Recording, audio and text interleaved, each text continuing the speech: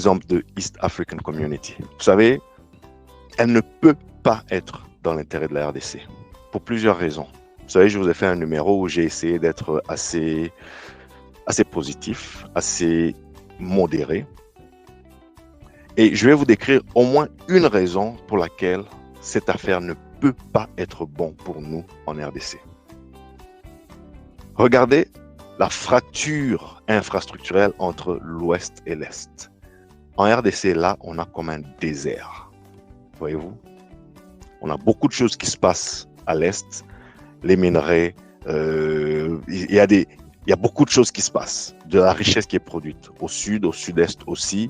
Évidemment, Kinshasa, il y a pas mal de choses qui s'y passent, mais Kinshasa ne produit pas de la richesse. Kinshasa, c'est l'administration, c'est le pouvoir politique, et c'est une métropole de près de 20 millions d'habitants, donc il ne peut pas rien s'y passer. Ça bouge, évidemment.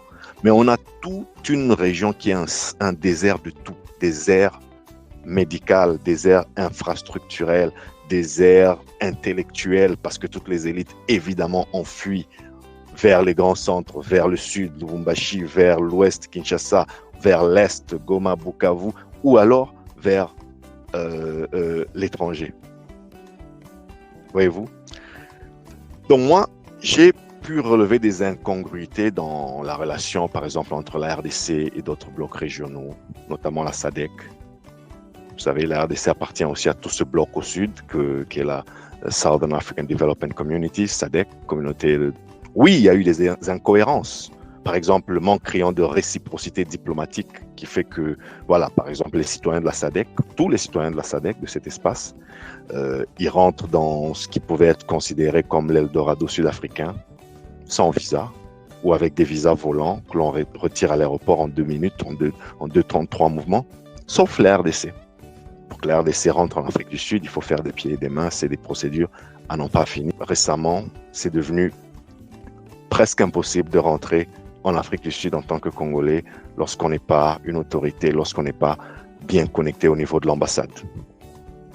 Donc, il y a eu des équilibres commerciaux aussi, mais jamais un État de la SADC est rentré en RDC pour y rester. Il y a eu des interventions, même militaires, ponctuelles, Angola, Zimbabwe, mais on n'a jamais vu de velléité hégémoniste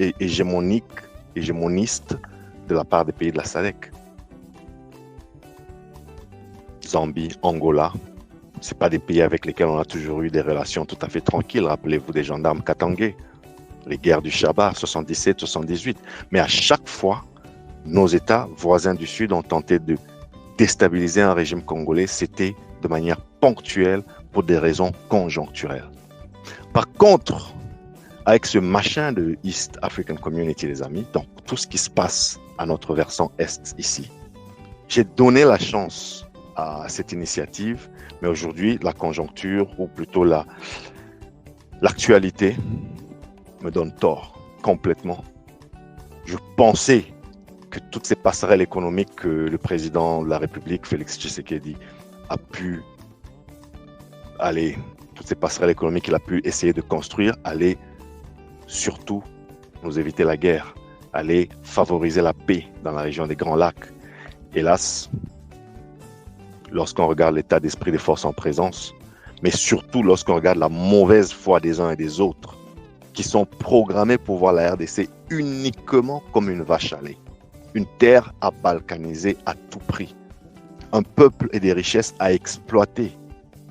Et quand je dis programmé ici, entendez-le dans le sens purement informatique du terme. C'est-à-dire que leurs cartes mères, leurs cartes mémoire, leur câblage intellectuel sont conçus pour ne pas obéir à autre chose que cette logique-là.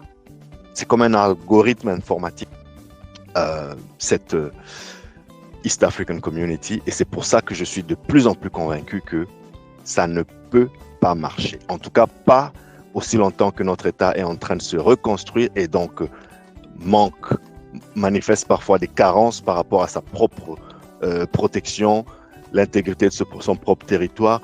En attendant qu'on ait acquis ce niveau de force, de maturité, ce genre d'accord ne peut pas nous être bénéfique, je regrette. Pragmatique, les amis. La RDC, surtout dans sa partie est, comme vous pouvez le voir là, eh ben, elle représente un enjeu de survie pour tous nos voisins qui vous sont assurés ici. Tous ces gens-là, tous ces gens-ci. Personne ne peut objectivement vouloir que la RDC soit totalement forte, totalement maîtresse de ces 2 345 000 km². C'est un enjeu de survie pour eux. Donc, ce n'est pas eux qui viendront nous rendre forts. C'est nous qui devons devenir forts nous-mêmes, sécuriser notre territoire, quitte à commercer, quitte à avoir des relations diplomatiques comme tout autre. Donc, il est plus que naïf d'attendre la bonne volonté de tous ces régimes voisins. Qu'on s'entende, je parle bien de régimes et pas des peuples. Je parle ici de politique et non de sociologie. Vous savez, les peuples, ils sont voisins. Certains se considèrent comme frères, qu'on le veuille ou non. Et liés par un même destin, ne fût-ce que par la géographie, les mixages culturels, génétiques, historiques, au fil des ans, à travers l'histoire. Il n'y a pas de souci là-dessus. En tout cas, je vous souhaite de prendre soin de vous. Que Dieu bénisse la RDC. Commentez, partagez, retrouvez-moi sur les réseaux sociaux pour continuer la discussion et pour ensemble éclairer les masses, les informer du progrès, les outiller pour la concurrence. À bientôt pour d'autres discussions et d'ici là, prenez soin de vous et des vôtres. Chap chap.